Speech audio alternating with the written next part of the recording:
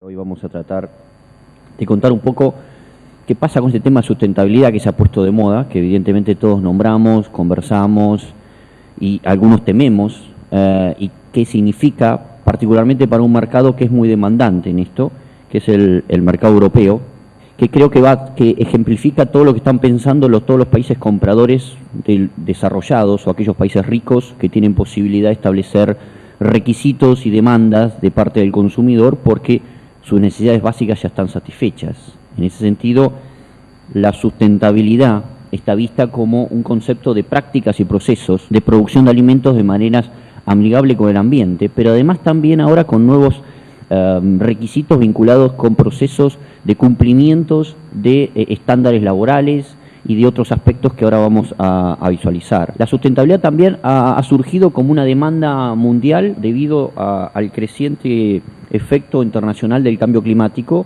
y de las discusiones que hay en los distintos foros internacionales, pero también lo que vemos habitualmente en todos los diarios con las distintas tempestades que van causando inconvenientes y problemas graves desde Rusia, sudeste asiático, algunos países de América Latina, etcétera, cambios de temperatura, de lluvias, etcétera. El primer punto a reflejar es que ¿quiénes han causado este cambio climático?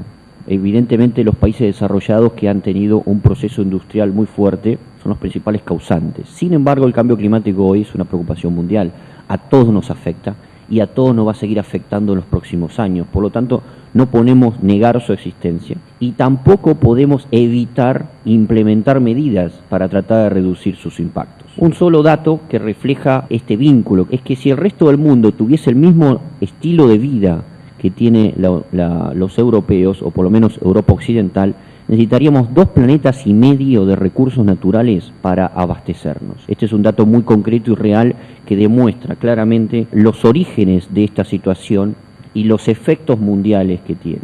No podemos tampoco evitar mencionar que hoy hay muchos países en desarrollo, las denominadas economías emergentes como China, India, Rusia, Brasil, que también generan un fuerte consumo de recursos naturales y que por eso tenemos también una alta volatilidad de precios y seguramente precios muy altos para todos nuestros commodities en los próximos 15 y 20 años.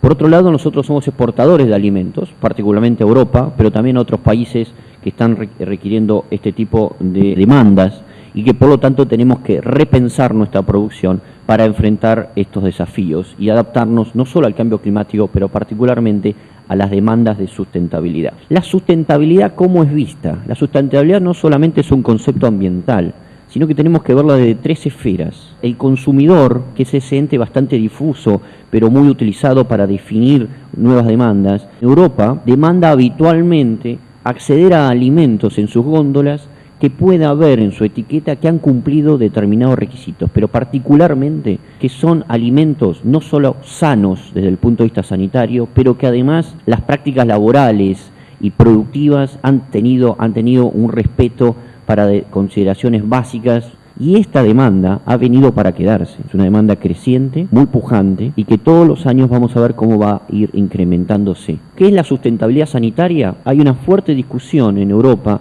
pero también en Japón, en Suiza, desde algún punto de vista también en Estados Unidos, vinculada en primer lugar a la potencial eliminación del uso de agroquímicos, porque las buenas prácticas agrícolas evidentemente deben dar una solución a un uso sustentable en ese sentido. Por otro lado, los eventos genéticamente modificados es un planteo histórico, tradicional. Estos aspectos vinculados a los OGM siguen siendo hoy un planteo político muy importante en donde nuestro país evidentemente se ve afectado. Esto no significa que tengamos que replantearnos nuestra visión hacia el tema, sino que tenemos que seguir siendo muy convincentes en cuanto a la adopción de esta tecnología y a las soluciones que plantea esta tecnología.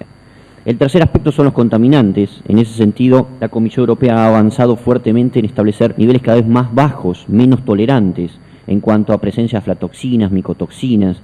Europa está trabajando en estándares de 0 tolerancia de salmonelosis en la producción avícola, en la producción de huevos, en algunas carnes, y por lo tanto intenta generalizar estos requisitos para otros productos. Este evidentemente es otro desafío. El bienestar animal es otro de los planteos habituales también en ese sentido. Y por último, el tema de aditivos y colorantes en los productos que ya tengan un proceso de elaboración. La sustentabilidad social. Este es otro nuevo aspecto que tiene que ver con la introducción de determinados acuerdos multilaterales que ya están vigentes, pero que por ahí tienen niveles de implementación disímiles y asimétricos en los distintos países del mundo.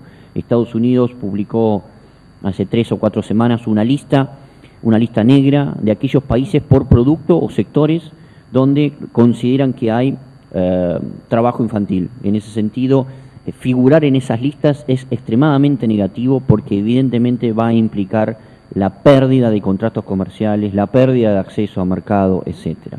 Pero además se viene una segunda demanda, que no solamente que los gobiernos lo solicitan, sino que lo solicitan los compradores, los importadores, y lo solicita un nuevo actor que ahora vamos a ver claramente que son las cadenas de hipermercados. El segundo aspecto de demanda social es el trabajo forzoso o el trabajo esclavo. Buscan algún tipo de certificación a esos efectos. Para nuestro país este no es un planteo crítico, pero sí para otros países hay mesas redondas de sustentabilidad a nivel mundial, particularmente generadas en Europa, para dar respuesta a estas demandas del consumidor, pero a estas demandas también de los compradores. Y Europa está tratando de establecer determinados estándares. Estos estándares los extraje de la Directiva de Bioenergías, pero son estándares que muy probablemente en los próximos años se introduzcan para la producción de alimentos y piensos. Toda esta lista seguramente van a formar parte del cuerpo mínimo de requisitos a cumplir cuando tengamos que vender el poroto de soja, la harina y los aceites. Y en ese sentido hay que tener en cuenta todo el tema del uso de la tierra, el cambio de las condiciones de uso de la tierra, el tema de no trabajar en tierras que hayan sido forestadas a partir de determinado tiempo. Y luego hay conceptos novedosos como el cambio indirecto del uso de la tierra, está muy vinculado con este tema de que ante el desplazamiento de determinadas producciones en países que se han dedicado a producir materias primas con biocombustibles, terceros países como la Argentina o Brasil evidentemente reaccionan y tratan de suplir esa demanda. Es decir, supongamos que Estados Unidos sigue aumentando su producción de maíz para bioetanol y por lo tanto vende menos maíz al mundo, la Argentina y Brasil lo sustituyen, aumentamos la producción. Los penalizados somos nosotros, porque estamos utilizando tierras que antes tenían otro uso, por ejemplo, un uso ganadero. La huella de carbono, este es un concepto que no viene, sino que ya está, ya existe, ya se pide, se demanda y implica un análisis del ciclo de vida de todos los productos, desde toda su etapa, de los insumos que se utilizan en la elaboración de la materia prima, todos los procesos de manufactura, procesamiento, venta, distribución, consumo y además un aspecto final que excede por ahí a las posibilidades nuestras cuando es un producto muy exportado como es la soja y sus derivados, que además tendríamos que averiguar qué sucede con esos desechos y el posible reciclaje de los subproductos cuando se consume en un tercer país. Está este concepto de las millas de alimentos, que implica el análisis de todo el costo energético del transporte y la cantidad de kilómetros que se transporta una mercadería del origen hasta el consumo final, y debemos transformarlo también en una medida equivalente para reflejarlo en una etiqueta en el producto. También hay otros conceptos como el concepto de la huella hídrica y creo que tenemos también que visualizar estos temas no solo como una nueva condición de acceso, sino como una oportunidad comercial. ¿Quiénes son los que deberían empezar a pagar por esto? Evidentemente los hipermercados, que son aquellos que establecen estos requisitos. ¿Por qué decimos que lo son ellos? Porque el poder de compra que tienen hoy a nivel europeo, americano, japonés, supera el 70% del mercado total. Todas estas cadenas de supermercados tienen una premisa: evitar un problema financiero en sus acciones. Dado que todos cotizan en bolsa, nadie quiere al día siguiente encontrar en un diario que había una intoxicación por un alimento adquirido en sus góndolas. En ese sentido, han decidido trasladarle al importador y el importador al exportador y así hasta llegar al productor la necesidad de que él sea el responsable de que todas las condiciones sociales, ambientales y sanitarias se cumplan. Estos requisitos están creciendo y son lo que todos denominamos los estándares privados, que exceden ampliamente la legislación oficial. Esto es una breve lista de supermercados o de tiendas que venden alimentos. Tienen hoy estándares individuales, sociales, ambientales y sanitarios, que van por encima de las exigencias nacionales. Todos estos piden y compiten entre ellos para ver quién es el más exigente. Evidentemente, a corto plazo vamos a tener un serio problema en el mercado, porque estos estándares están empezando a entrar en contradicción y están empezando a ser tan duros y exigentes por los efectos de esta demanda del consumidor que se hará muy difícil su cumplimiento. No quiero asustarlos, pero evidentemente la situación está cambiando y implica la necesidad que tomemos cartas en el asunto, porque tenemos ventajas naturales para lograr esquemas de certificación que se adapten a nuestros sistemas de producción. Lo que estoy mostrando acá es lo que hoy ya está en el mercado. Esta etiqueta del piecito está en Reino Unido, la pide Tesco, pero también es un programa que se llama PAS 2050.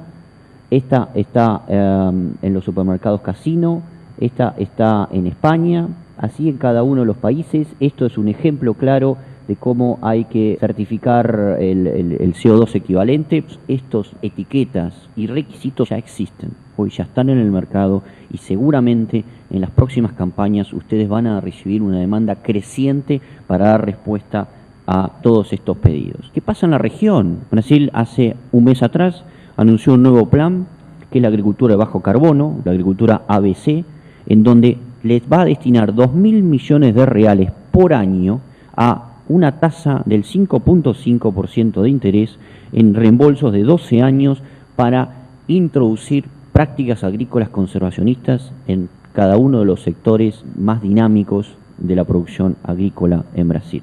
En segundo lugar, la Cámara brasilera lanzó el programa de Soja Plus, en donde trabaja los aspectos sociales y ambientales para dar respuesta a estas nuevas demandas. Y por supuesto el café, que es un tema histórico de Brasil por su inserción internacional, donde trabaja en sustentabilidad. Por lo tanto, es factible que nosotros también podamos dar respuesta a estas nuevas demandas del consumidor y de los compradores. ¿Cómo? Con el desarrollo de sistemas de certificación de materia prima, procesamientos, transporte, que se basen y respeten las condiciones de nuestro sistema de producción nacional. En este sentido, evidentemente, APRESID es un ejemplo a seguir. Su agricultura certificada es un ejemplo a seguir. APRESID fue la primera ONG que se acercó a la Comisión Europea hace 2 años a plantearles la posibilidad de que Europa reconozca el sistema de certificación y hoy están en proceso de lograr ese reconocimiento. Así que aprovechemos estos sistemas, trabajemos rápido para tratar de posicionarnos en el mercado, para que logremos una inserción exitosa. Pero lo más importante es no solo saber que somos productores sustentables, sino vender que somos sustentables.